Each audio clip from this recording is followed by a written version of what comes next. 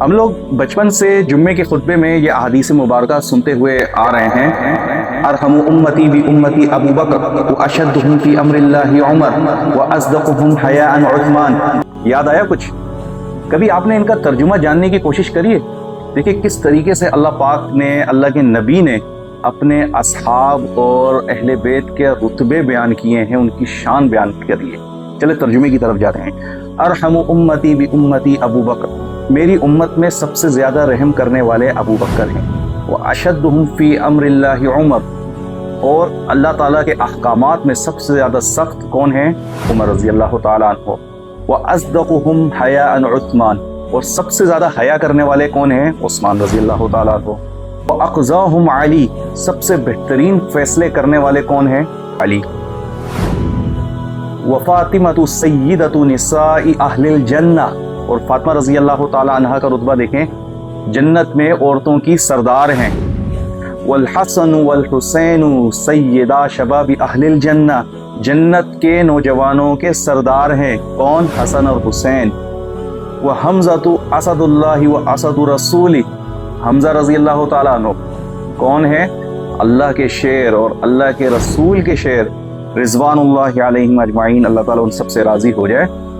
اللہم اغفر للعباس، اللہ تعالیٰ عباس رضی اللہ تعالیٰ عنہ کی مغفرت فرمائے۔ وولدہ ظاہرۃ وباطنۃ لا تغادر ذنبہ، ان کی ظاہری مغفرت، ان کی باطنی مغفرت، اس طریقے سے مغفرت کہ کوئی گناہ باقی نہ رہے۔ اللہ فی اصحابی، یا اللہ سے ڈرو، اللہ سے ڈرو، میرے صحابہ کے معاملے میں اللہ سے ڈرو۔ لا تتخذوہم غرضا، ان کو تنقید کا نشانہ نہ بناؤ، ان پہ لعن طعن، ان پہ اعتراضات، ان پہ تنقید، ان کو برا بلا نہ کہو۔ فمن احبہم فبحبی احبہم، جو ان سے محبت کرتا ہے تو وہ میری وجہ سے محبت کرتا ہے، میری محبت کی وجہ سے محبت کرتا ہے۔ فمن ابغضہم فببغضی ابغضہم، جو ان سے بغض رکھتا ہے تو میرے سے بغض رکھنے کی وجہ سے بغض رکھتا ہے۔